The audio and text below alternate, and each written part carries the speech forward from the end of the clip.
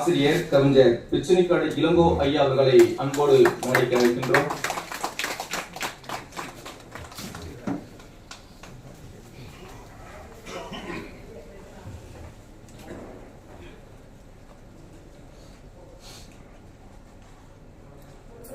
தமிழ் இயக்கத்தின் செயலாளர் திருமிகு மு. சிதம்பர பாரதி ஐயா அவர்களை அன்போடு முன்வைக்க வைக்கின்றோம்.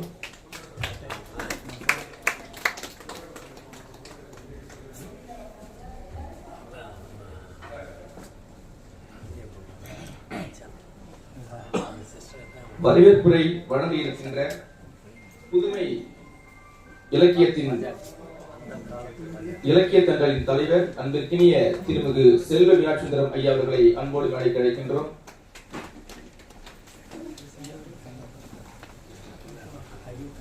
நூலாசிரியர் திரு மதிப்பிற்குரிய ஐயா ஆண்டியப்பன் ஐயா அவர்களை அன்போடு அழைக்க அழைக்கின்றோம்.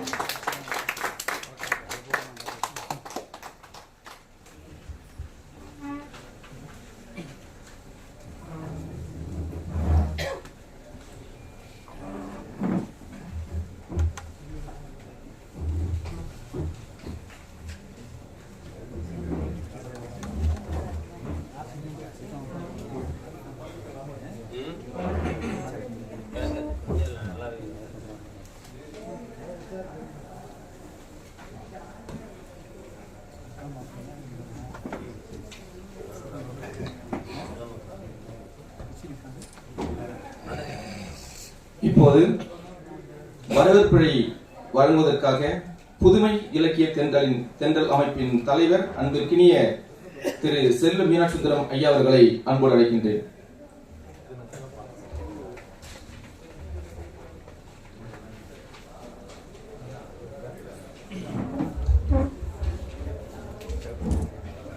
தமிழர் தலைவர், ஆசிரியர் உள்ளிட்ட தமிழாளர்கள் அனைவருக்கும் மாலை வணக்கம்.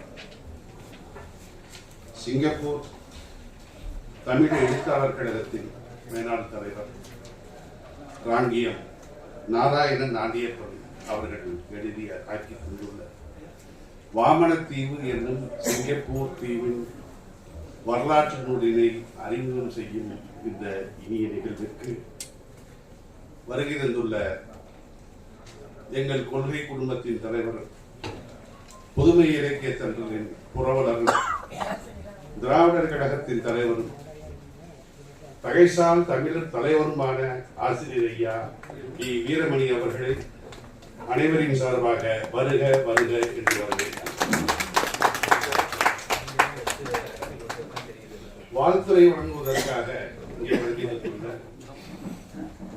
திராவிடர் இயக்க தமிழர் பேரவையின் தலைவர் போராசிரியர் சுப வீரபாண்டியன் அவர்களை வருக வருக என்று வரவேற்கிறேன்.